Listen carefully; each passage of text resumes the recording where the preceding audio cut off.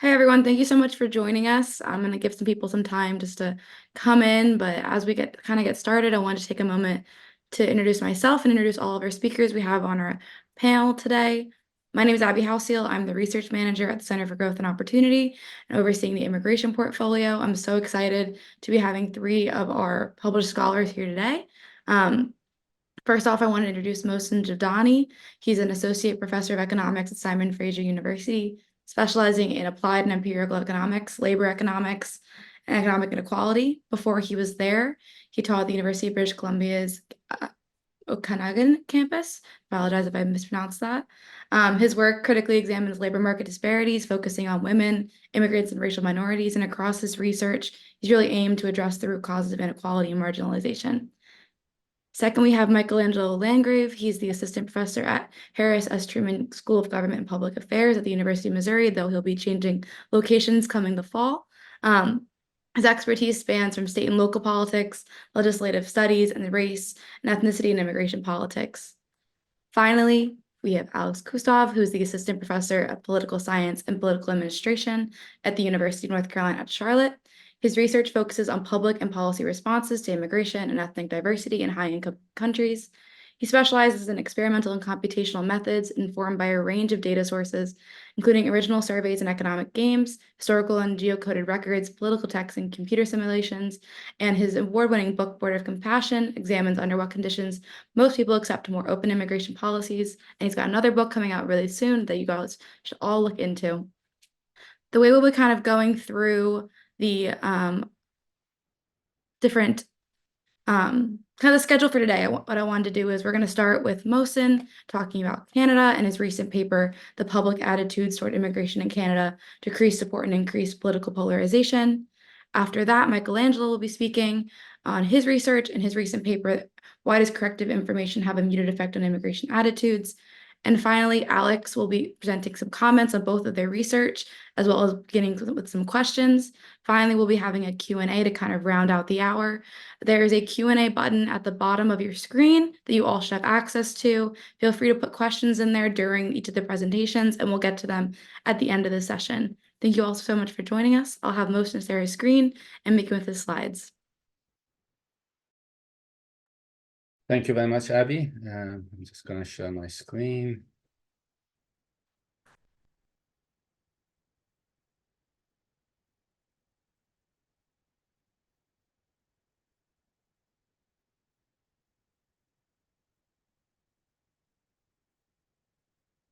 Do you see my screen now? Perfect. Okay. Good afternoon, and thank you very much for having me. Given that I only have about 10 minutes, I will present a very high-level analysis and some of our key findings, and hopefully we will have more time to dig deeper into some of these issues during the Q&A. The demographics of many developed countries have been transformed through immigration in the recent decades. And this has made immigration one of the most controversial and increasingly important topics in the public discourse as well as in public policy.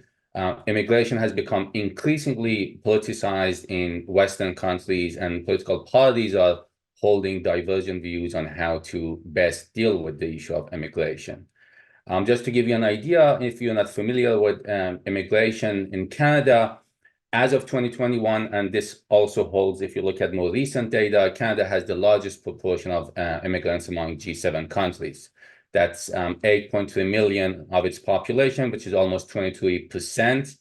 And this represents a significant percentage of the total population growth in Canada between 2016 and 2021. And it's projected that in near future, 100% of the population growth in Canada will be driven by immigration.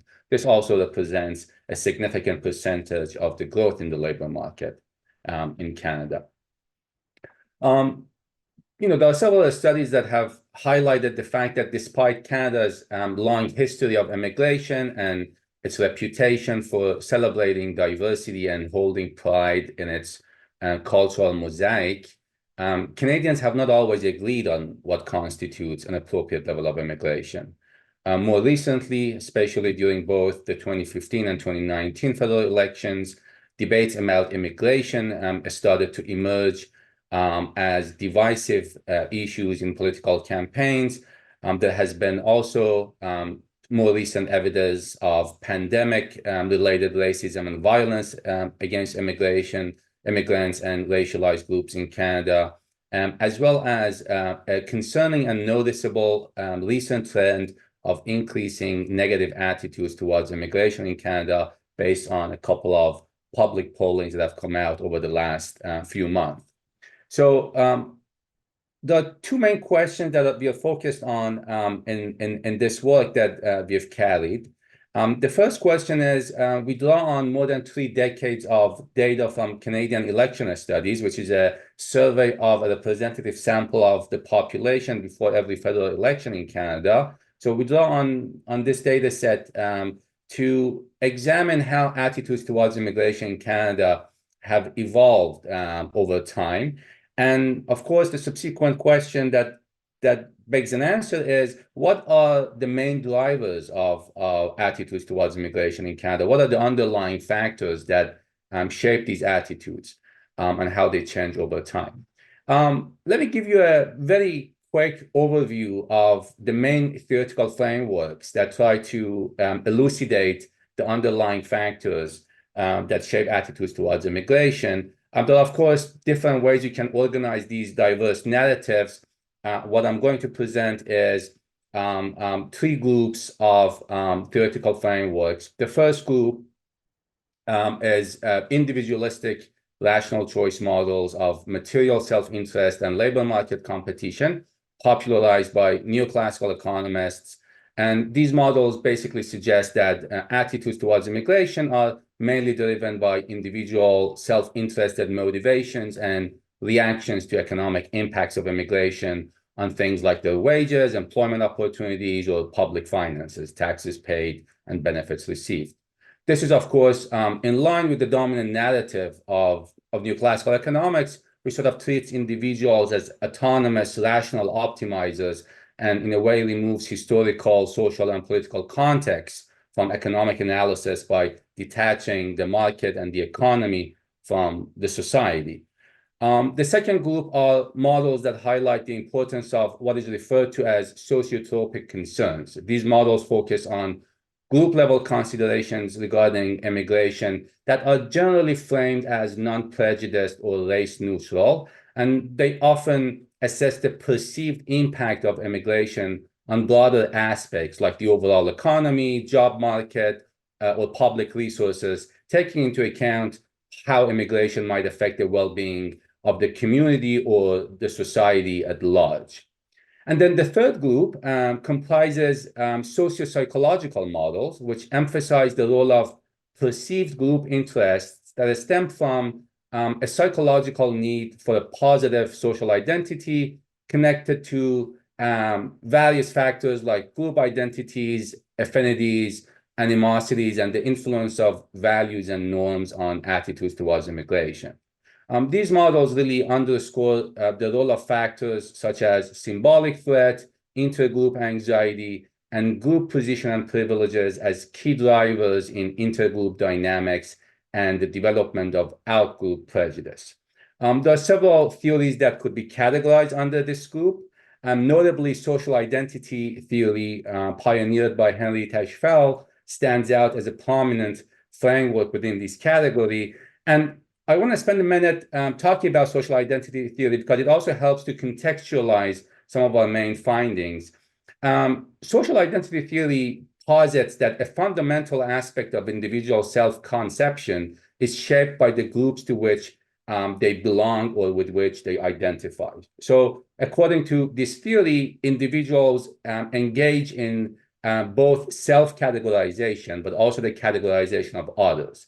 And this process of social categorization involves recognizing culturally meaningful ways to categorize people, often using symbols that serve as conventional social categories and are linked to things like race, ethnicity, nationhood, religion, etc.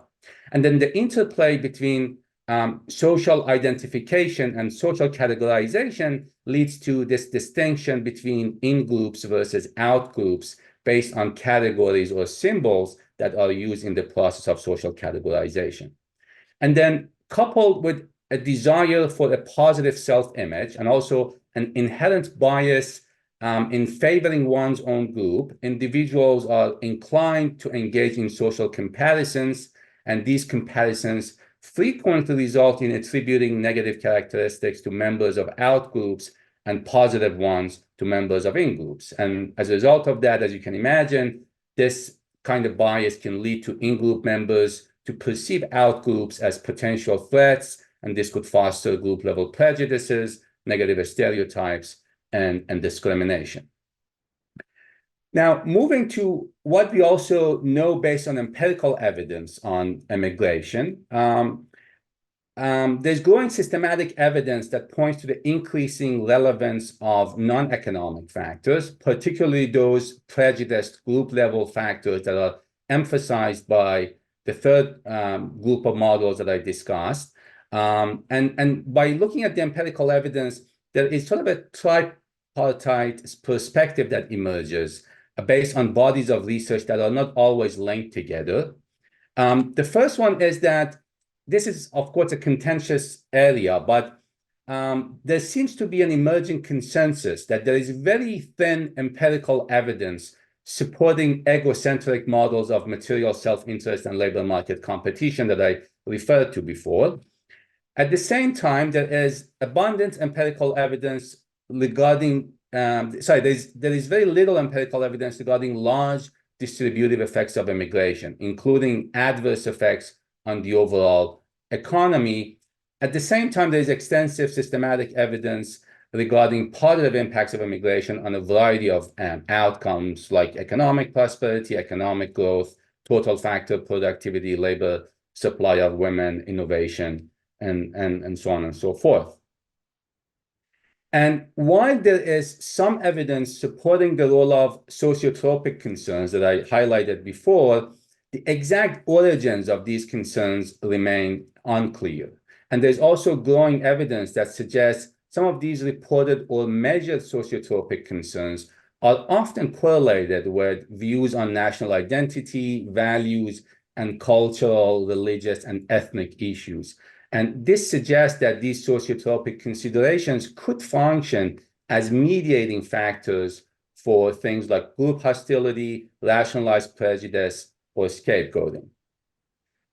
Now, with this in mind, I'm going to highlight some of our key findings. The first one is summarized in this graph that you can see on your screens.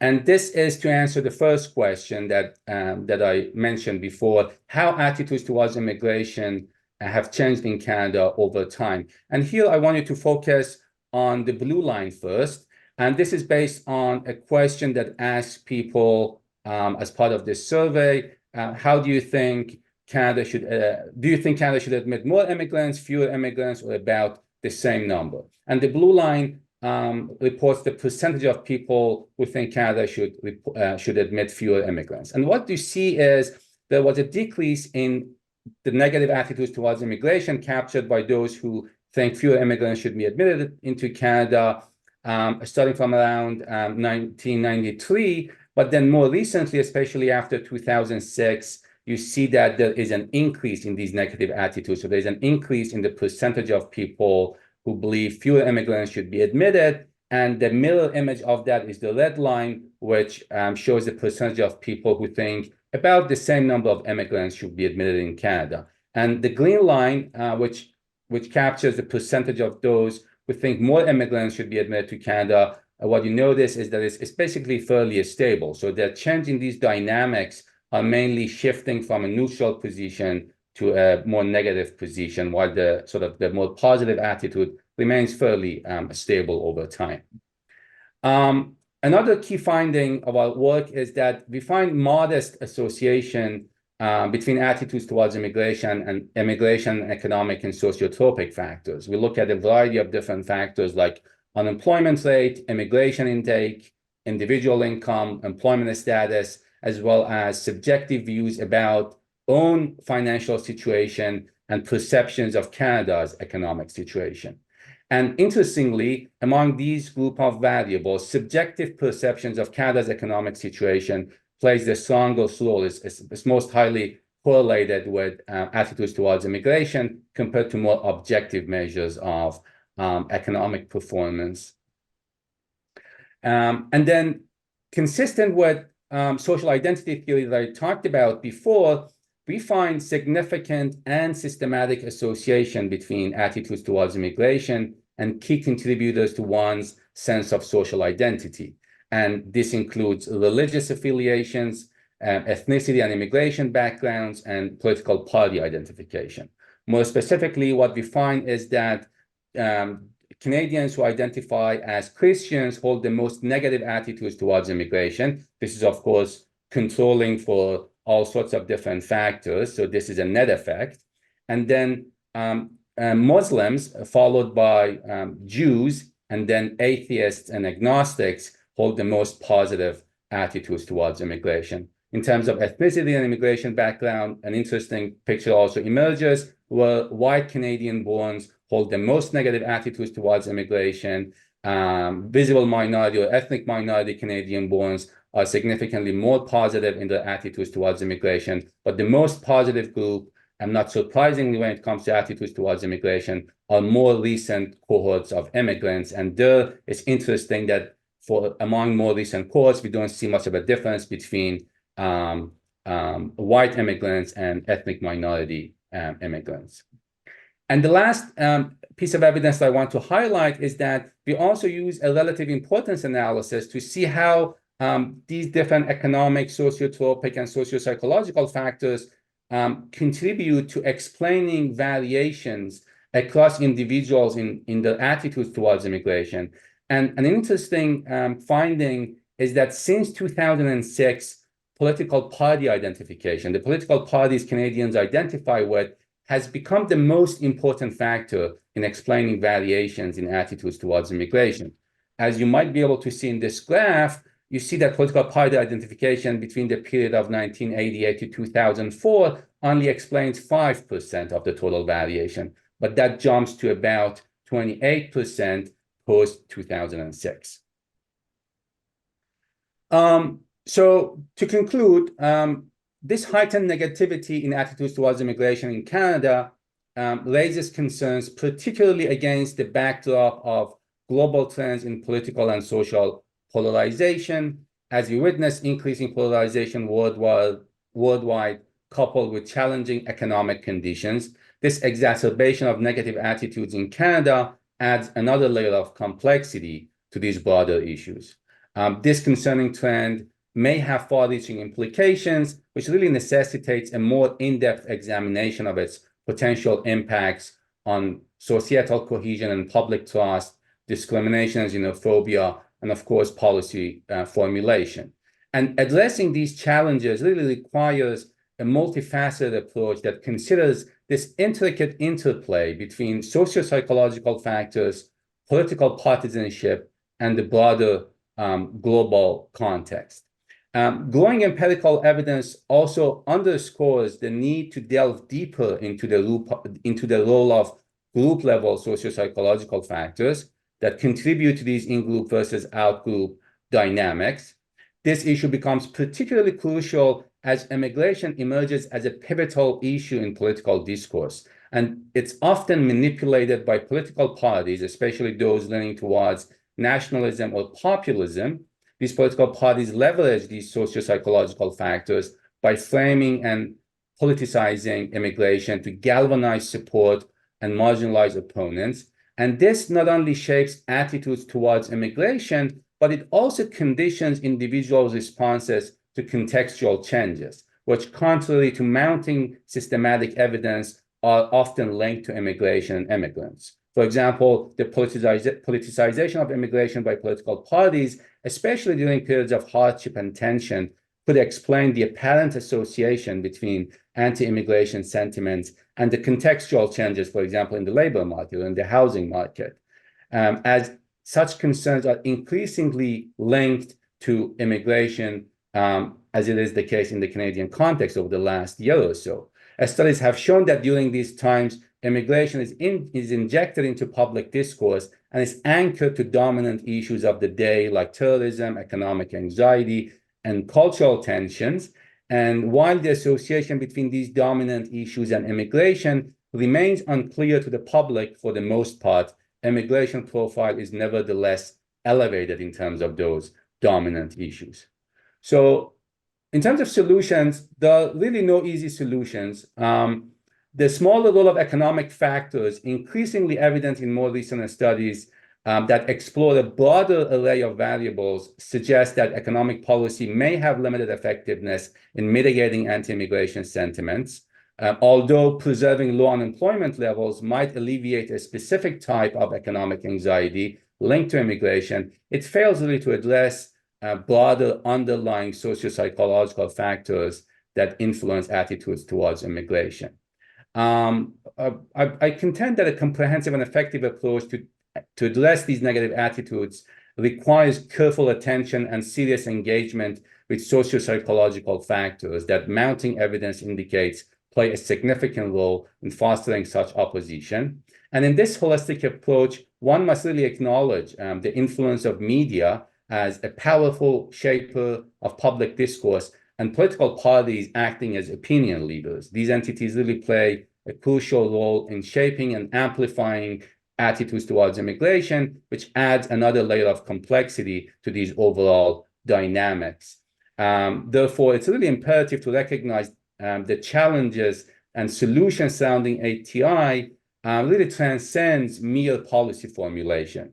This issue is deeply entrenched in political strategies and the manipulation of public perceptions, indicating a significant overlap between policy and politics. And the polarization and politicization of immigration issues serves as both a catalyst and also a barrier to the development of effective solutions, because really political parties, by framing immigration debates within the confines of national security, economic threats, and cultural identity, not only influence policy directions, but also shape the socio-psychological landscape within which these policies are received and interpreted by the public. Therefore, I would argue that the issue of immigration and public attitudes is as much a political challenge as it is a policy one. And overcoming this challenge really necessitates a holistic approach that integrates policy solutions with efforts to shift political and public discourse towards a more inclusive, tolerant, and realistic understanding of immigration and impacts on the society. Thank you. Thank you so much, Mohsen. That was wonderful.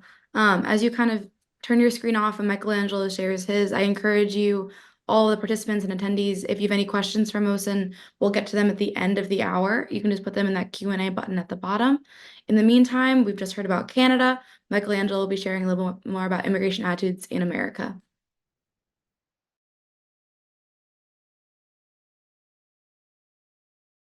Okay, can everyone hear me? They can hear me. Okay, hello everyone. My name is Michelangelo Landgrave. I'm currently at the University of Missouri, but I will soon be joining the University of Colorado.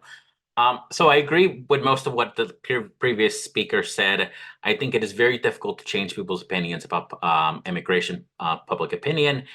And I think it's really not a story about economics so much as it is a story about psychological factors and partisanship.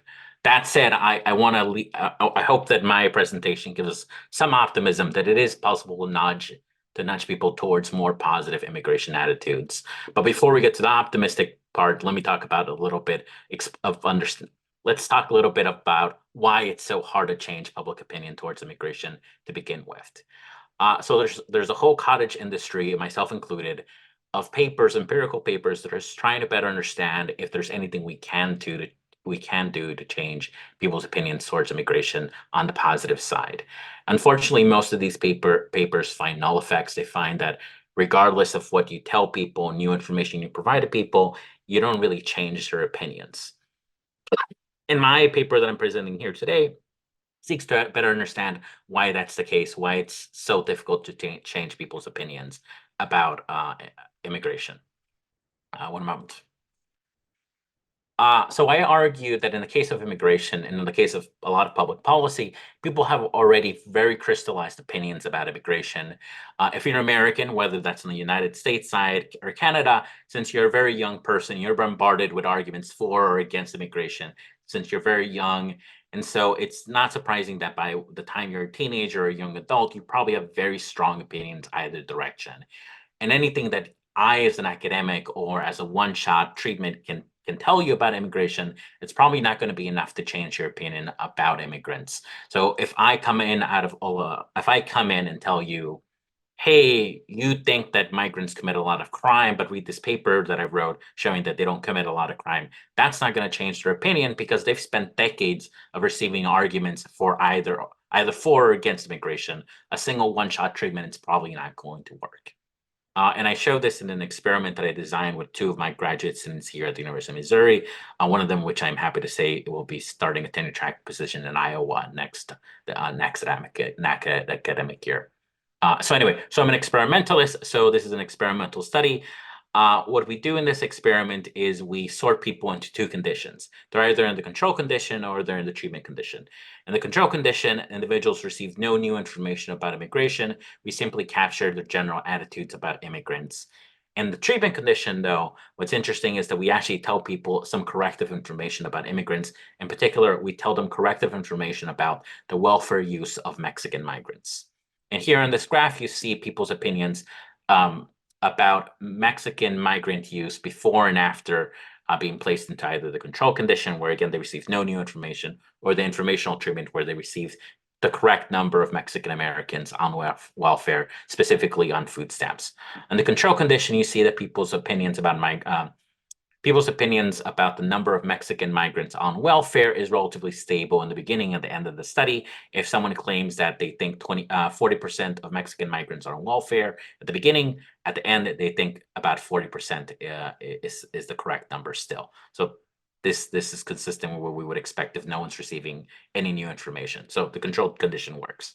Meanwhile, in the informational treatment here on the right side, we have people's information prior to being sorted into the control or experimental condition and their opinions after they've actually been put into the informational treatment condition. And here we find that once we tell people the actual correct number of Mexican migrants on welfare, they do update their factual priors about migrants. So if we tell them that the correct number, and the correct number really is, as far as the 2019 census is concerned, the correct number is 15% of Mexican migrants are on welfare, most people will believe us and converge towards the correct answer, 15%. Unfortunately, there's a difference between updating one's factual priors about migrants and updating their prior attitudes towards migrants, their prior attitudes towards whether we should allow more migrants into the United States or not. Here in this second graph, I show that even that for those individuals compared to those in the control condition, those individuals that receive the informational treatment will not change their attitudes towards whether we should allow more migrants to come to the United States. And this is true for the average treatment effect amongst everyone. And even when we slice up the data and look at particular subgroups, such as the individuals who grossly overestimated the number of Mexican migrants on welfare, or those who overestimated, but not as much as the overestimators. And you might wonder why this is. And I think this is really the big key point of this study. We kind of knew that coming in when we designed the study that we would find this null effect. We expected it. What I think the contribution of the study that we've done is we've tried to understand why this is. In particular, what we find is that people are engaging in what we call shifting goalposts. This is the form of motivated reasoning where people, because they already have such crystallized opinions about migration, in most cases, unless it's truly novel information and truly perspective-changing information, any new corrective information you tell people about migration, they might update their factual priors as they do in this initial graph, but they're not going to change their attitudes towards migrants themselves. And to try to capture this psychological work going on, one of the questions we ask after being sorted into the control or informational treatment is asking people, what percentage of migrants do you think should be allowed to be on welfare? To try to kind of capture what people's belief about acceptable behavior for migrants is. And what we find very interestingly is that amongst those who most overestimate Mexican American welfare use, they're the sort of individuals who will retroactively reduce the acceptable number of migrants to believe should be on welfare. So, for example, let's say that someone gets asked this question of how many Mexican migrants do you think should be on welfare? Before anything, they're going to say 20%. Afterward, if they're in the treatment condition, they're going to reduce that number because, again, the correct number is 15. If they initially said 20, they're going to go from 20% to 10% in order to justify their existing attitudes. They're going to say, well, really only 10% of Mexican migrants should be on welfare. And because the number is lower, 10% is lower than 15%, it's okay for me to continue having the opinions I have regarding migrants. And I believe that this is true for, I mean, in this case, we tested only for welfare attitudes, attitudes regarding Mexican American welfare use. But I believe this is true if you told people about things such as criminality or the economic impact of migrants. That said, this is not to say that there's no hope for changing people's opinions towards migrants. I think there is definitely a lot of room. It's just we need to move away from trying to correct people about pieces of information about migration that they already know or are constantly discussed. So we can't be focusing on the criminality of migrants, but you can't be focusing on their economic impact. We got to focus on much more novel perspectives changing things. One thing, for example, and since this is a panel on the US and Canada, I'm going to present on some work that I have on the US and Canada. One thing we could do is by changing people's opinion regarding the policy design of how migrants would be let in. So I'm going to present very quickly some results of a study I did where I asked individuals about their support for allowing open borders between the United States and Canada. And I modified 3 aspects of this proposal. One is the proposal reciprocal or not? And the reason I did this is because I think a lot of Americans don't, unless you make it very explicit, don't think about the reciprocal benefits of migration. They don't think about, off the top of their heads, about the benefits that they as potential migrants may receive if they have a relatively liberal immigration policy with other countries. And so I think when you highlight that, you highlight the reciprocal benefits of migration, that should increase support for immigration, in particular with Canada. 2, a lot of Americans, regardless of partnership, will often bring up some concern about welfare use, the welfare use of migrants. So I actually modify whether we place restrictions on migrants' ability to use welfare in the United States once they're here. And thirdly, we do a similar thing about restrictions regarding employment to kind of test if there's really much concern about socioeconomic impact of migrants.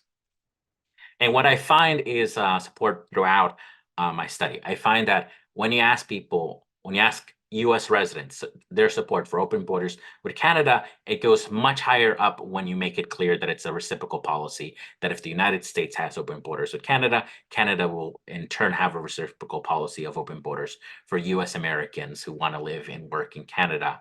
Similarly, we find that Republicans in particular are in favor of open borders with Canada if you place some welfare restrictions on Canadians who want to live in the United States.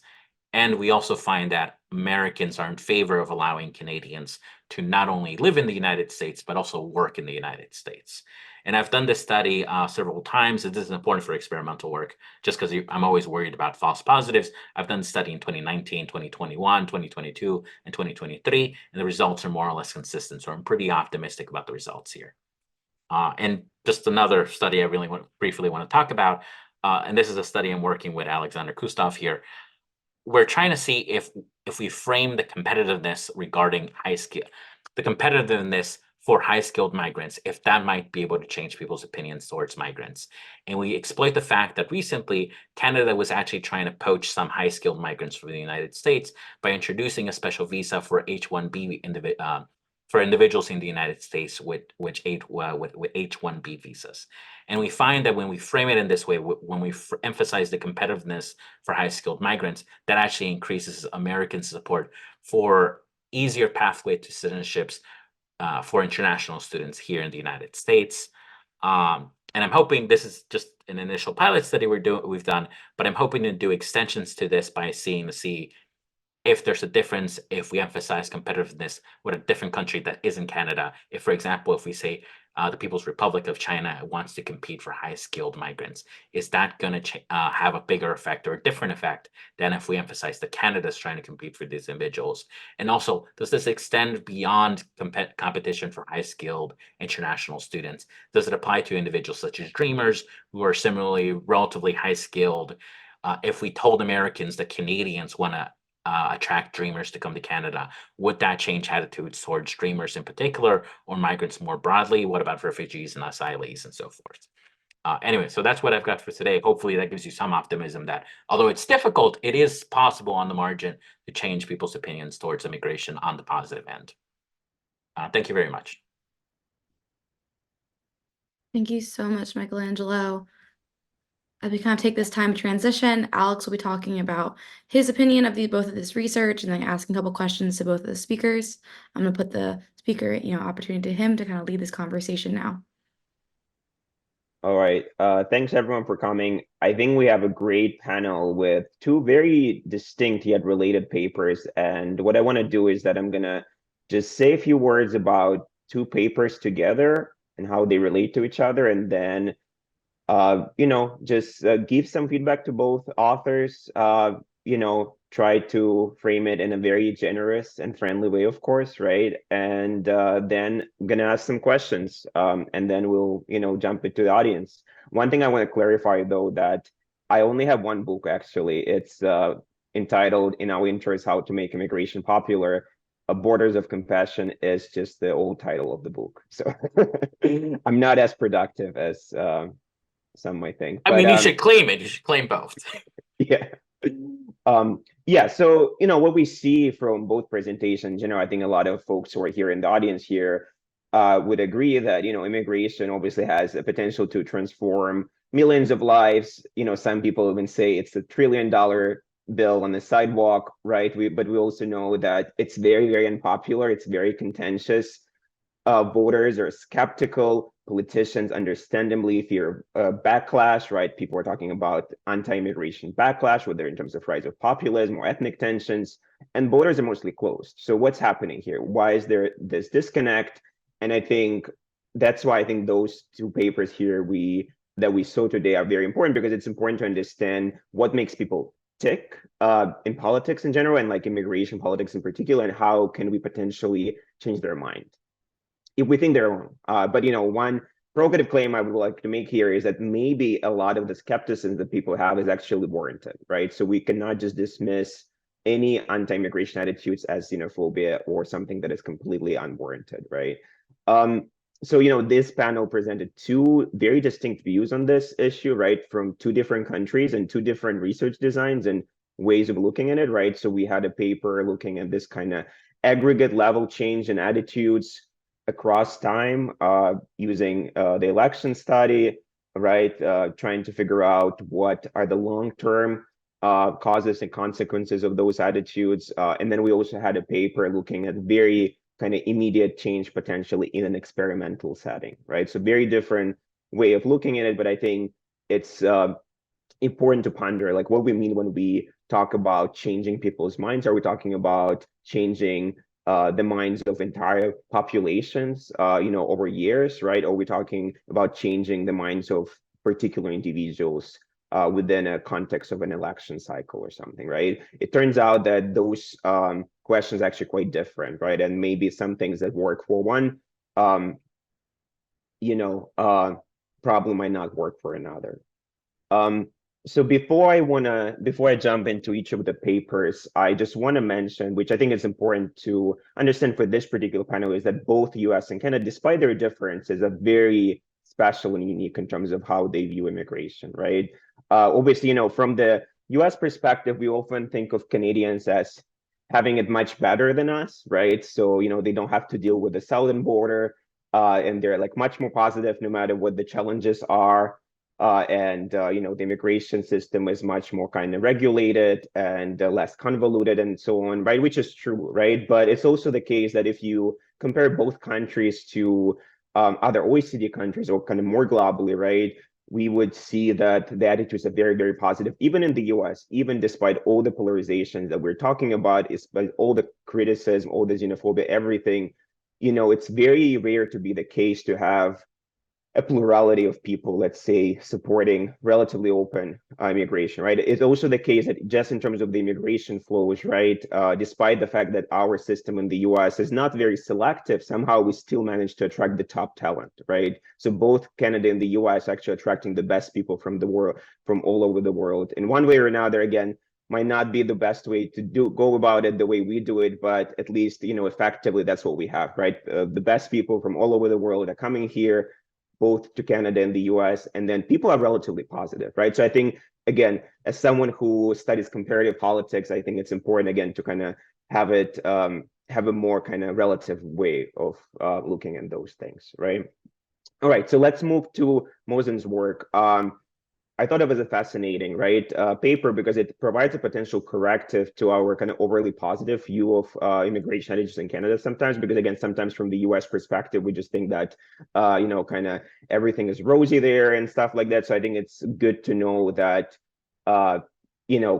it can happen in Canada too, right? But I would, though, be careful about what we mean exactly about, when something goes negative, and again, in the relative sense, it's still very, very positive, right? So we have to be careful in terms of what we mean by this kind of negative turn, when it happened and how much it lasted and for what people, right? I think that for me, one of the kind of most interesting contribution of the paper was this kind of LMG analysis, if I remember correctly. So this kind of relative decomposition of various causes, which I've seen people do something like that before, but not with this data in this particular context. So I thought it was a pretty fascinating thing. And I would highly encourage you to emphasize, because that's something that can potentially be of interest to a lot of folks.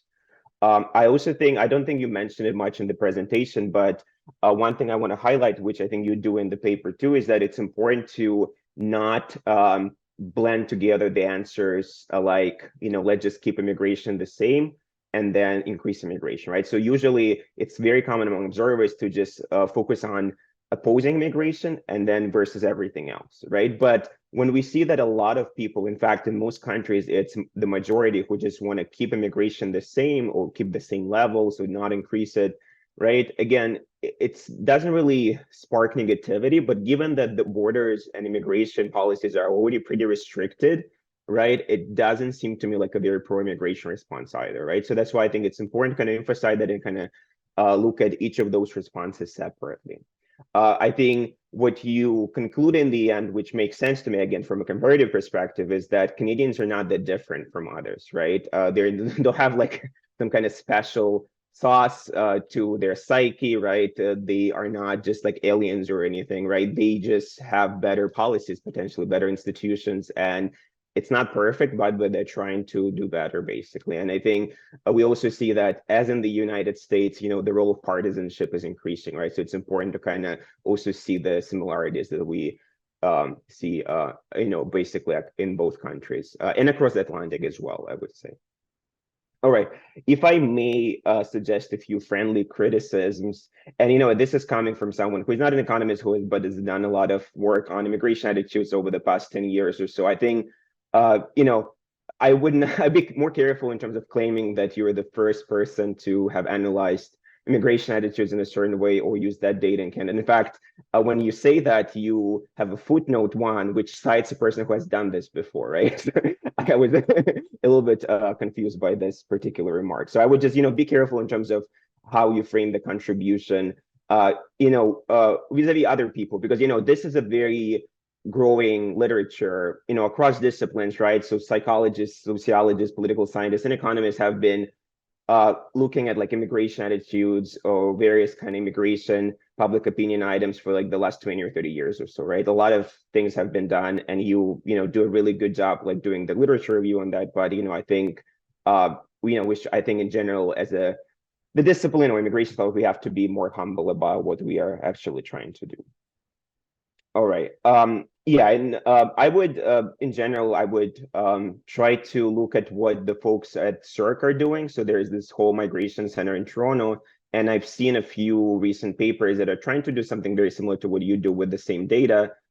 So I would just suggest kind of trying to see what they think and how you can talk to each other, right? It's not necessarily has to be antagonistic, right? I think you all guys have to, you should be able to learn from each other, right? But I think people might get upset if you are claiming that you're the first person to do that while they did it like a few years ago or something. Yeah.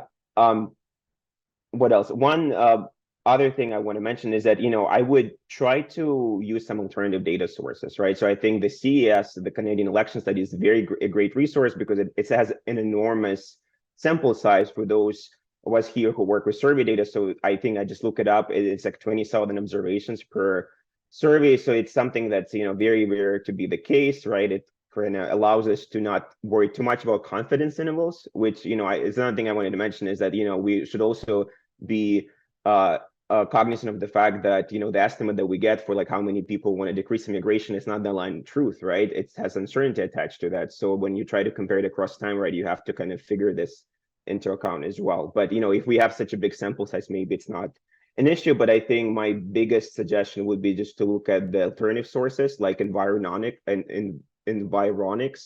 surveys, I think, that people are using in Canada a lot, right? And I think I just looked them up before this panel, and it seems like the same, you don't really see as much of a dip in terms of negativity post 2008, right? So it's true that Canadians might have gotten a little bit more negative in the aggregate on average up to, the economic crisis, but, this kind of all recovered pretty fast. So it may be, the story is not actually as negative as you are trying to portray it. So, I think, it's good to have some kind of sense of positivity as well sometimes. Yeah, I think I'm gonna stop here, and I'm happy to talk more after the panel as well. I think it's just fascinating work that you were doing, so I really appreciate and I'm happy to have engaged with it. Just to move to Michelangelo, I thought it was very thought-provoking, right? Again, a very common finding, and I just really cannot emphasize enough how robust this finding is, that people don't really change their mind much, especially on immigration, right? Again, it's not just immigration, it's probably the case for many other issues too, but immigration is particularly special because it's so politicized, right? And we know that motivated reasoning kicks in, especially when it comes to partisan issues, right? And it's really hard to do anything about it, right? So this kind of figuring out why it is the case and what can we do about it is very, very important. It kind of also made me, this idea of goalposts and changing goalposts, it kind of made me think of, the conversation that we have a lot about immigrant crime in this country, right? So people would say, no, there's this new paper that shows that, all kinds of immigrants commit much less crime per capita than native-born American or any other groups or whatever, right? But then you would have some person, like not just like a random person on Twitter, but like a commentator at a magazine would say that, but even one crime is too much, right? They would say, right? So I feel like, we see that like in the real life all the time. So I think that's very important to kind of document it systematically.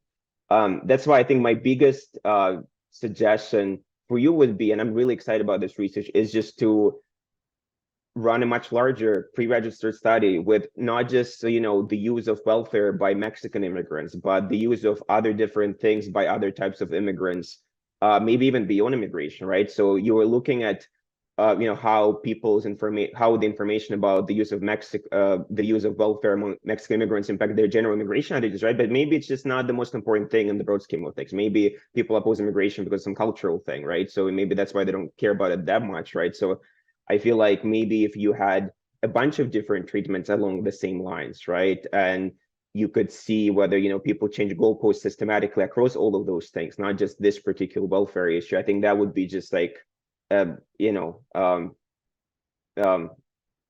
just mind-blowing, but, just like, I would say revolutionary for the field of immigration attitudes for sure. So I would just encourage you to think big here. I don't want to take too much time from the Q&A because I think we're going late a little bit. So one thing I want to do now is just to ask just one or two provocative questions to both panelists and see what you guys think. And then, maybe it can potentially spark the discussion that we have later on with the Q&A. So one thing that I'm wondering for both of you is, how would you go about implementing your findings in the real life? What are the policy implications of your findings, in other words, right? Again, it's not something that I think we always have to go through when it comes to fundamental research, which I think is very important, right? But I think, especially in the case of Michelangelo, right, you clearly have an idea of why this is important, right? So I'm wondering how you think this can be applied among policymakers, nonprofits, things like, the Center for Opportunity of Growth, for instance, right? How they can use that result, for instance, right? And I also have the same question for Mohsen, right? So documenting this kind of evolution across time in the Canadian immigration issues, how do you think it can help us know what to do next, right? I know it's a very general question, but I'm genuinely curious about it. So I'm curious what you guys have to say about it. Thank you.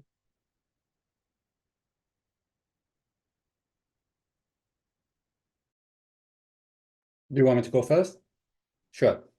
I've been thinking about policy implications of our work quite a bit, and the thing I highlighted at the end is really my response to your question. These are really, really complex, multifaceted issues, and as much as we would like to be able to say, here are a couple of policies we can use to address these, there are different levels of engagement with these topics. Like there are things you can do to sort of try to alleviate some of these negativities, try to address some of these negativities in the short run. But what we talk about in the paper is that if we really want to change the underlying deep-seated factors that affect attitudes towards immigration, we really need to engage seriously with these socio-psychological factors, right? So reducing economic anxiety, economic tension, changing immigration policy,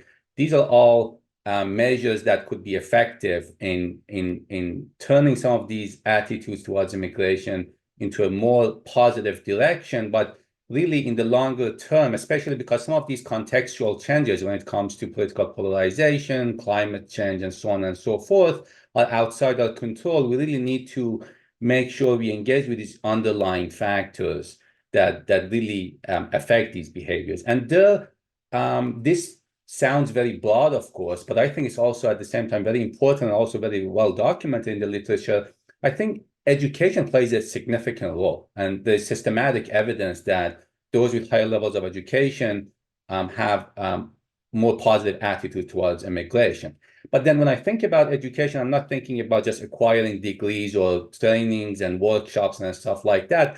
I think the story about education is partly a sorting story, but there's also some causation going on there. And the causation comes through broadening people's perspective about diversity, about tolerance, about open-mindedness.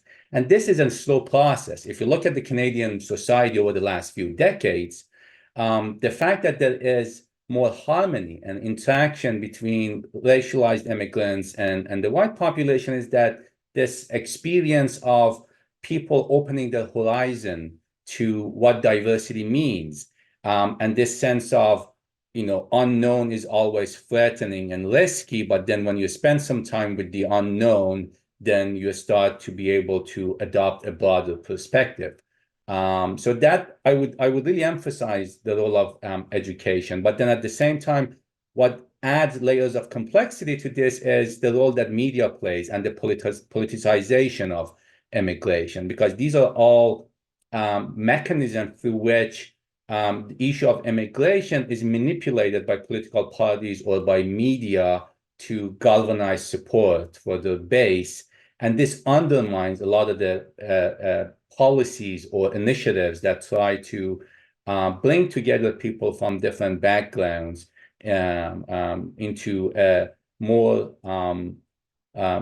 harmony. So I think paying more attention and calling out some of these mechanisms that try to achieve short-term benefits, whether it's in terms of winning elections or whether it's in terms of getting more viewership or things like that, would also be very important, because highlighting this would give people the awareness about some of these factors that really shape the understanding about some of these issues. So, Michelangelo's work about providing people with factual information. We live in the era of misinformation, so this becomes extremely important to understand, the role that media plays and also the politicians play in shaping public opinion on these issues. So related to that, I agree education plays a big role in this. And I just finished in the teaching class right now, where I realized that most of my students had never really learned about Japanese internment camps. And that's a slightly off topic. But I think especially K-12 education, we really need to talk about immigration and its impact at a much younger age, much more frequently. Because as I said, I don't think a single one-shot informational treatment is going to work. But I think if we really change K-12 education, we really talk about, and to Alex's point, I really do think there are some legitimate concerns for immigration or particular aspects of it. Like we should probably manage particular things on the margin. I'm not completely against that. But we really do need to talk about immigration from both perspectives much more early on, much more elaborately than we do at the moment. Because I worry at the moment, most people finish their primary education without ever really getting basic facts about information told to them. As for more adult individuals, I think the implication of my work is we really need to change the sort of advocacy work we do regarding immigration. We should continue doing studies on the economic impact of immigration. I want to make that very clear. There are some stuff we should continue doing, but I think we need to focus on much more novel perspective changing stuff. Because if we go out there and we produce another report on the economic impact of migrants or their criminality, that's not really going to change anyone's minds who's already an adult. You already have, you're either pro-migrant, anti-migrant. We really need to focus on new novel arguments in favor of immigration if we want to change people's opinions at the micro level. At the macro level, I'm hopeful we can still change things through education, specifically K-12. Thank you. One quick remark to both of your responses, which I think are really on point, is that I think it's also important to emphasize that Canada has been able to achieve a very, important metric in terms of, just people knowing about how immigration works there, right? Despite the fact that I don't think that its education system is that special or different from the US, right? So Michael Donnelly at the University of Toronto has really good work on it, right? So if you just ask regular Canadians what they believe about how immigration works there, they're going to be much more on point than people in the US and most other countries, right? And I think my prerogative claim here would be that it's not because they were able to educate them better or some way, right? It's because their policies are actually different and arguably better and more programmatic, so people can actually see it for themselves, right? I think, it would be, knowing the basic facts about US history, including immigration, I think it's absolutely important, right? But I think if you want to teach how immigration system works in K-12 education, I don't think it's going to be a good idea because, I think kids should learn algebra, not an alphabet soup of visa, right? So I think what I want to say is that there might be a limit to education, right? So at some point we would have to look for somewhere else probably. But I think at this point we should probably go to the Q&A. Yeah, thanks so much, Alex. In interest of time, thank you guys all for coming. Thank you for such a robust conversation. I know I've learned so much so far on both these conversations. It is almost 3 o'clock on the East Coast, so thank you all for taking the time to spend an hour with us. If we didn't get to your question or you didn't get the time to ask a question, I encourage you just to kind of message me or put it in an email. I just dropped the CGO website in the chat. I hope you all can see it. All of the contact information for Alex, Michelangelo, and Mohsen will be on there as well as both of these papers that we've discussed. I also wanted to take a moment to thank you guys for coming.